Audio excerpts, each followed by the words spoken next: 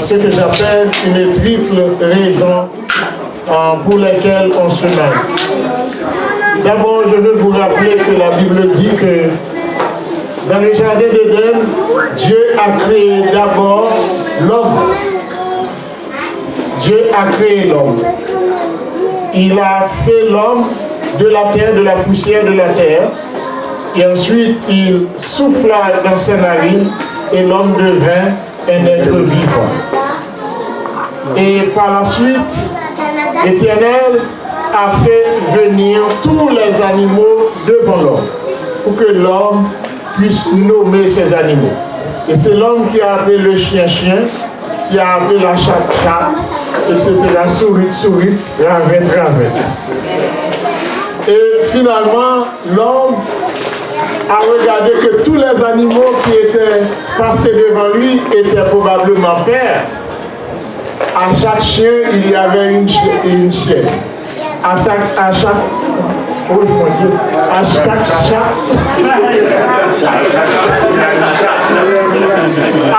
chat, il y avait une chatte. Alors on dit chacun à sa chatte, n'est-ce pas vrai? Mais la Bible dit, mais pour l'homme, il ne trouva point d'aide semblable à lui. Et ça l'a attristé. Parce que chaque monde était bon compagne. Mais lui, il était seul. Il n'avait personne à qui communiquer, à qui parler. Chers amis, vous qui êtes ici, c'est dur d'être dans une maison seule, d'habiter dans un studio, n'est-ce pas vrai, seul. Quand tu ouvres la porte comme ce jeune garçon et qu'il n'y a personne qui te dit salut. Ça, c'est grave. Moi, je vous dis salut, les gars. N'est-ce pas vrai? Vous êtes seul à la maison. Vous allez travailler lorsque vous revenez. Il n'y a personne pour vous recevoir. C'est dur, pas ça? Pas grand monde qui a fait un petit pour. C'est dur. Pas grand monde qui a tape sur l'épaule pour te dire bon courage. Ça, c'est dur. Vivre seul, c'est une vie vraiment misérable. Est-ce que vous êtes d'accord avec moi? Hein? Ouais, frère. Et le pire, c'est que dans ce pays-là, au Québec, la vivre seul, c'est vraiment dur. Vous n'allez pas réussir votre vie ici au Canada si vous voulez vivre seul. Faisons un petit calcul. Bon, vous allez acheter un spaghetti. Et puis vous vivre pour compter. Vous font bon spaghetti. N'est-ce pas vrai? Après, vous manger le premier plat là, ça crive. Spaghetti à vindi, ça obligé de faire. Ou jeter. C'est dur être seul, n'est-ce pas? Alors, la Bible nous dit que l'homme trouva que c'était dur. Et l'Éternel lui-même le savait. Et pour consoler l'homme, qu'est-ce qu'il a fait? Il a pris une corde, il a d'abord endormi l'homme. Et par la suite, pendant son sommeil, Dieu a pris une côte du côté de l'homme et pour en faire une femme. Et cette femme, l'Éternel l'a amenée vers l'homme. Et la Bible de poursuit, l'homme a dit, voici 7 fois.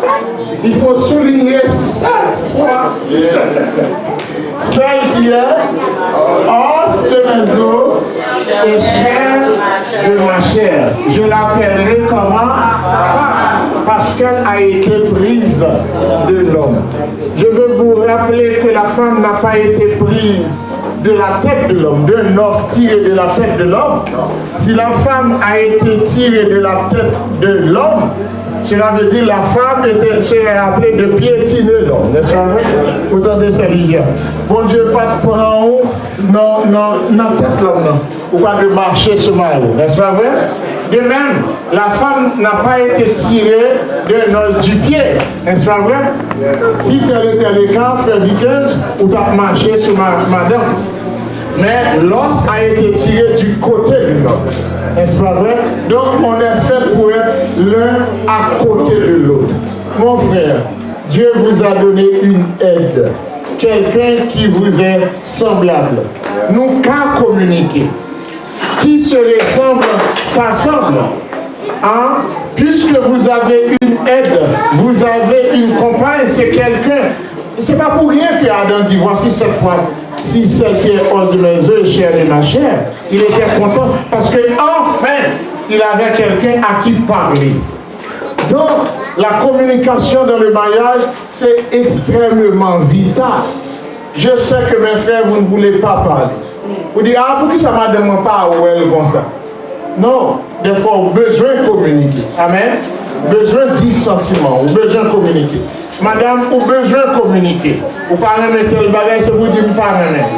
Amen. Bon, comme nous-mêmes, nous habitués à communiquer déjà. Alors, pour les jeunes, surtout, on a besoin de communication. Donc, il a dit, voici celle qui est cause de mes os, chair de ma chair. Je l'appellerai femme parce qu'elle a été prise de l'homme. Et l'Éternel a dit, et c'est pourquoi l'homme quittera son père et sa mère et s'attachera à sa femme. 3 choses qu'il faut se rappeler ce soir. C'est que la première chose, c'est qu'on se marie pour n'être jamais seul sur le chemin du salut. Première chose. On marie pour pas jamais pour compte sur route ciel. Amen. Pas jamais pour compte. Le jour qu'on marie, autant qu'il y a une feuille en page blanche qui a été imprimée, quelque chose de frappé sur lui. Même si le caractère là ou pas visible, il n'est pas noir, eh bien il n'est pas blanche encore, il y a un caractère sur lui. L'MT qu'on appelle taper, dactylographie, nous-mêmes qui sommes en Haïti, ou pour une page blanche, mesdames, ou frapper sur les tacs, eh bien même si ouais, il n'est pas apparaître, il n'est pas blanche encore. Il en est de même, il en est de même pour le mariage. On se marie pour n'être jamais seul sur le chemin du salut. Une fois que vous êtes marié, vous n'êtes plus seul. Et même s'il faut, même lorsque vous auriez divorcé, non, vous êtes pour toujours marqué. Vous me comprenez? Je vois dire ex-femme, ex-mari, etc. Mais pour toujours vous êtes marqué. Nous comprenons? Et je pense que c'est comment il s'appelle déjà? Est-ce que c'est Racine? Non, c'est Corneille qui a dit. Il a dit que 2 cœurs unis l'un à l'autre, si je prends 2 pages, je vais le couper, petit garçon. Et puis me coller ensemble, 2 feuilles, ça y est. Corneille a dit, 2 cœurs unis l'un à l'autre ne se retirent. Si vous attachez ces 2 morceaux de papier ensemble, avec de la colle, Corneille a dit 2 cœurs, c'est comme 2 cœurs, unis l'un à l'autre ne se retirent. Et pour les séparer, qu'est-ce qu'il faut faire? Il faut que l'on déchire. Ou est obligé de déchirer.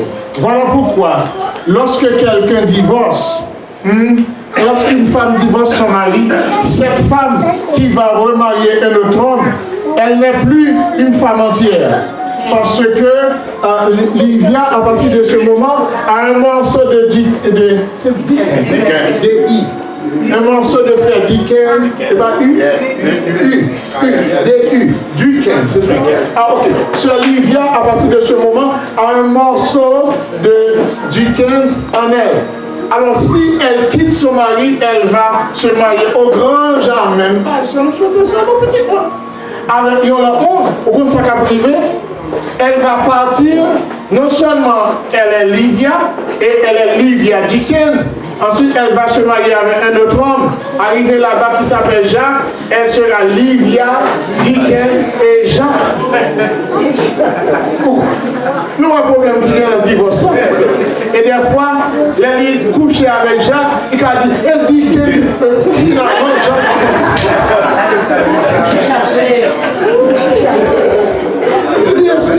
Excusez-moi. Alors, c'est pour ça qu'on a dit 2 cœurs unis l'un à l'autre ne se retirent. Et pour les séparer, il faut que l'on déchire.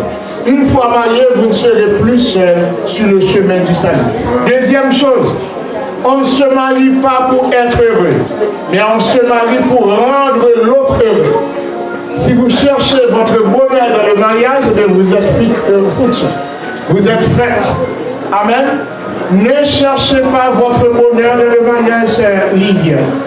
Tout ce que tu aimerais que Frère Dickens fasse pour toi, toi-même fais-le d'abord pour lui. Ma soeur, si tu sèmes l'amour, tu finiras par récolter l'amour. Tu sèmes le respect, tu vas récolter le respect. Amen. C'est comme ça la vie, on moissonne ce conseil. Ok? Et des fois, madame me dit, on va dire chérie, mais on me laisse dire chérie. Lorsque je regarde mon email, personne ne m'écrit, n'est-ce pas vrai? Je regarde mon courriel. Pourquoi personne ne m'écrit, selon vous? Parce que je n'ai pas écrit à d'autres.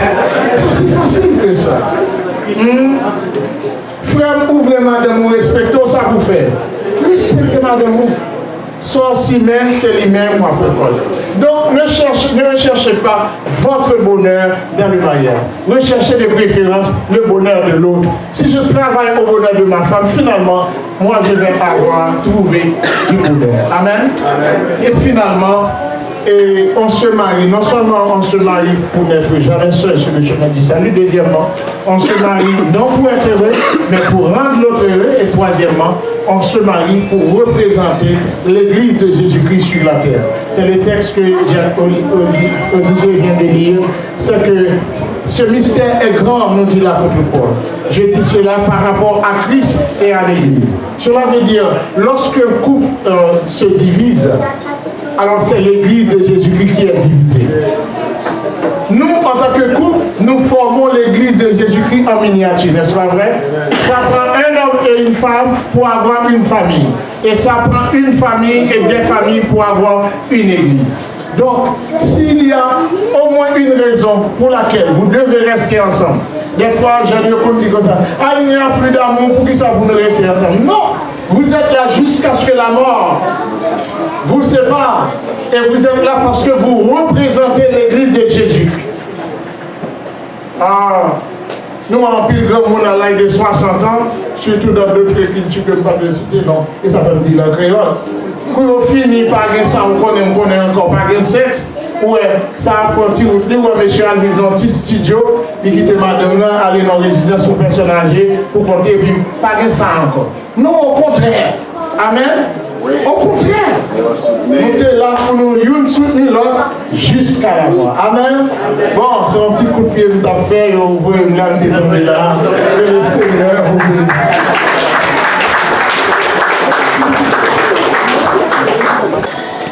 Je veux vous rappeler que le mariage, c'est un état honorable et ça a été institué par Dieu dans le jardin d'Éden.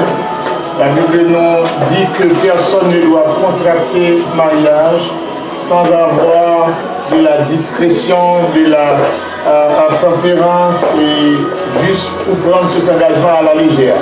Car ce n'est pas un engagement qu'on doit prendre à la légère. Voilà pourquoi c'est deux personnes ici présentes qui veulent se marier ont besoin non seulement de l'approbation de Dieu, mais aussi du support de vous.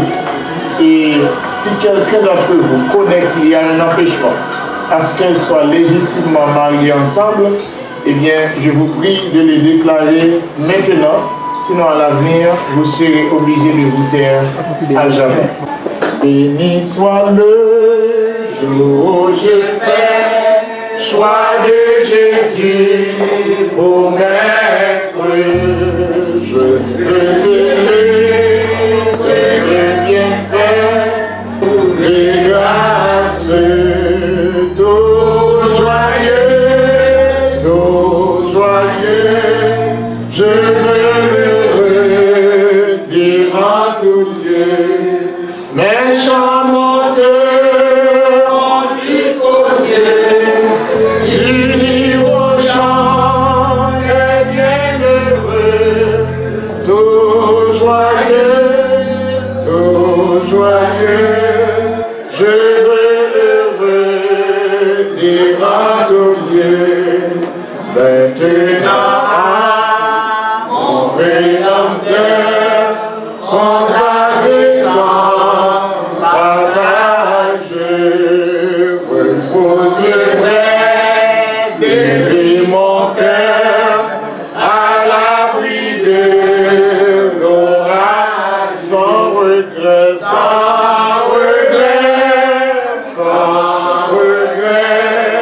loin du monde de ses attraits, goûtant la véritable paix qui vient combler tous mes soucis, sans regret,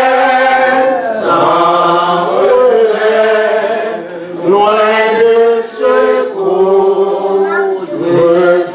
Jésus.